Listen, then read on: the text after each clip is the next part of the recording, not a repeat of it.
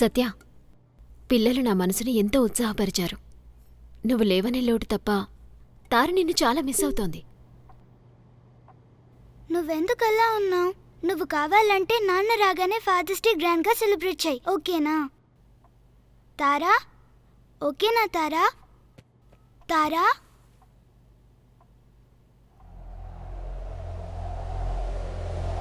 తారా, తారా, తారా, ఏమైంది తారా?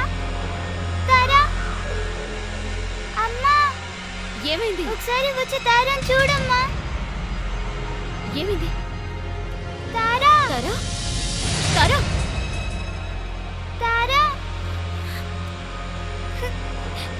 తారా,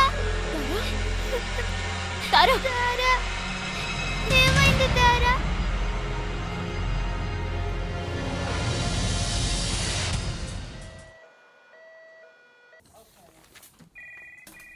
తులసి, డాక్టర్ మిమ్మల్ని పిలుస్తున్నారు.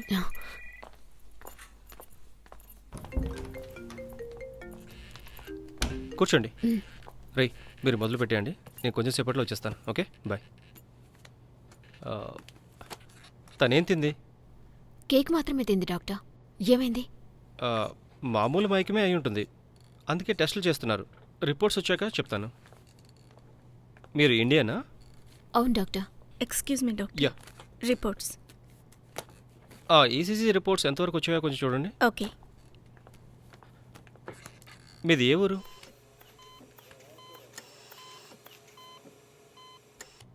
మలేషియాలో కారు నడుపుకుంటూ తిరిగే స్థాయికి వచ్చేసారు. ఓ, ఒక్క నిమిషం. రే, ఎందుకు అస్తమానం ఫోన్ చేస్తూనే ఉన్నావు? వస్తున్నా అని చెప్పాను కదా.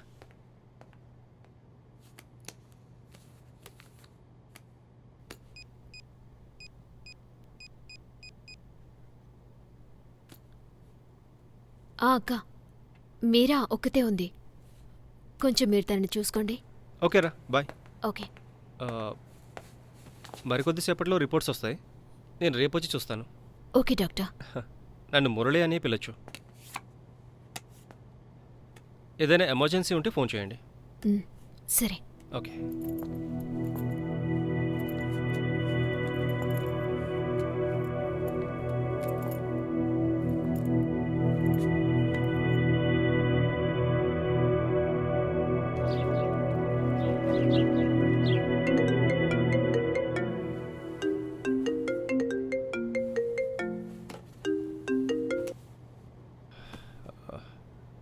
చెప్పండి ముఖేష్. ఏంటి? లేదు సార్, ఎటువంటి సమస్య లేదు, నేను చూసుకుంటాను. రాత్రి ఏ టైంకి వెళ్ళావు? 12 గంటలకు మావయ్య. నీకు డ్యూటీ ఉదయం వరకు ఉన్నప్పుడు ఎందుకు వెళ్ళావు? సరే సరే, నువ్వు ఇక బయలుదేరు. వారం రోజుల వరకు నువ్వు హాస్పిటల్కి రావద్దు. ఆ విషయంలో నా తప్పేం లేదు మావయ్య, నేను బయలుదేరేటప్పుడు అంత నార్మల్గానే ఉంది. ఆ తర్వాత మాట్లాడుకోవచ్చు, ముందు నువ్వు వెళ్ళు.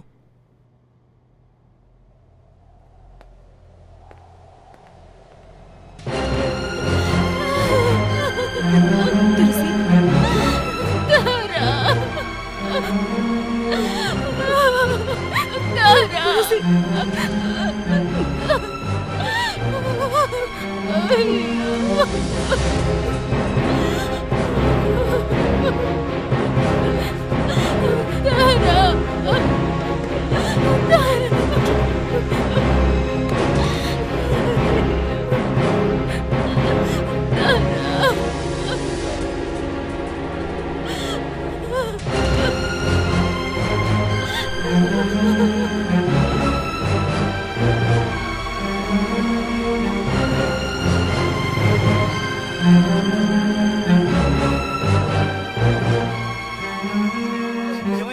ఇంట్లో కూర్చొని నాటకాలు ఆడుతున్నారా? బయటికి రండి. కొడుకుని దక్కకుండా చేసేశారు. మనవరాళ్ళైనా వస్తారని ఎదురు చూస్తే అది కూడా దక్కకుండా చేశారు కదరా పాపత్ముల్లారా. ఏం చేస్తారో తెలియదు, పిల్లలు ఇక్కడికి వచ్చి తీరాల్సిందే, లేదంటే ఏం చేస్తారో నాకే తెలియదు. మీరు మీ పిల్ల పాపలతో సంతోషంగానే గడుపుతున్నారుగా, అలా నేనెందుకు ఉండకూడదు? నాకేం తెలీదు, నా మనవరాలు ఇక్కడికి వచ్చి తీరాలి. దానికి అన్ని కర్మలు మేమే చేయాలి. బయటికి రావయ్యా, పిలుస్తున్నా కదా, సిగ్గులేదా నీకు?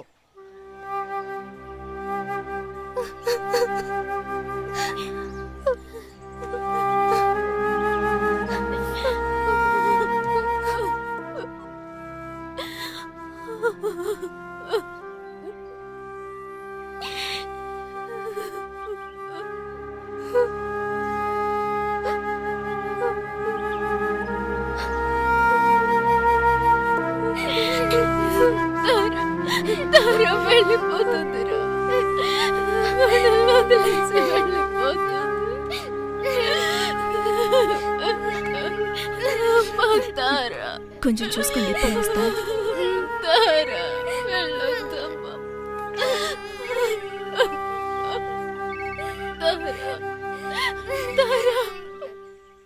హలో, చెప్పండి దుర్గా. కర్మకాండలన్నీ ఇక్కడే చేస్తున్నారు. ఇకపై ఎలా కుదురుతుంది? తులసితో మాట్లాడారా ఆంటీ? తులసి తీసుకున్న నిర్ణయమే ఇది. ఇంకొద్దిసేపట్లో అంతా అయిపోతుంది. ఇక్కడికి తీసుకురావాల్సిందే అని గొడవ చేస్తున్నారు. దుర్గా, నువ్వే వాళ్ళకి అర్థమయ్యేటట్టు చెప్పాలి. ఇప్పుడు నిర్ణయం తీసుకున్నా రావటానికి 4 రోజులు పడుతుంది. తులసి పాపం చాలా కృంగిపోయింది. ఈ సమయంలో అలాంటి వద్దు దుర్గా.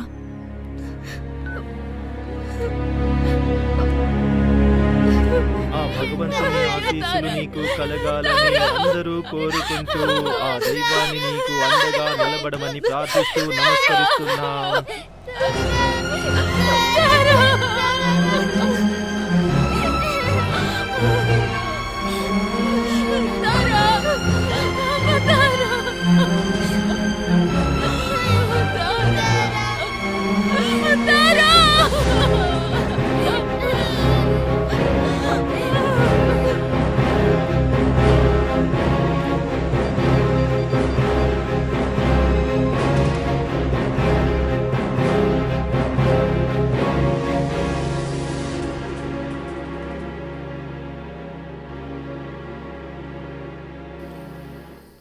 ఎక్కడో తప్పు జరిగింది. నాకు తెలిసి తీరాలి. ఆ పాప చావుకి నేను కారణం కాదని మాత్రం నాకు బాగా తెలుసు. అదంతా మా నాన్న చూసుకుంటారు, నువ్వు బాధపడకు. ఆయనే కదా సందేహపడ్డారు. నన్ను ఎందుకని ఒక వారం రోజులు హాస్పిటల్కి రాకూడదని చెప్పారు. ఇలా అయితే నాకు ఎలా తెలుస్తుంది అక్కడ ఏం జరిగిందో? సరే, ఇప్పుడు నీకేం తెలియాలి? నాకు ఇప్పుడు ఆ పాప రిపోర్ట్స్ అన్నీ కావాలి. అంతే కదా. సరే, నేను మా నాన్నతో మాట్లాడతాను. ఛ, ఆ పాప వాళ్ళమ్మ నన్ను చూసి నా చూపు నేను హంతకుండానే చెప్పగానే చెప్పేశారు.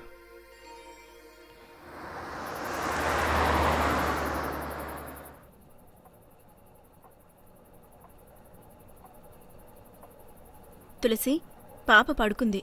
తనని తీసుకెళ్లి బెడ్ మీద పడుకోబెట్టు. నువ్వు కూడా వెళ్ళి పడుకో. ఏమైనా అవసరమైతే పిలువు. నీ రుణం తీర్చుకోలేనక్క. ఎందుకు ఇలాంటి సహాయానికి కూడా అంత పెద్ద మాటలు? రా, వచ్చి తలుపులేసుకో.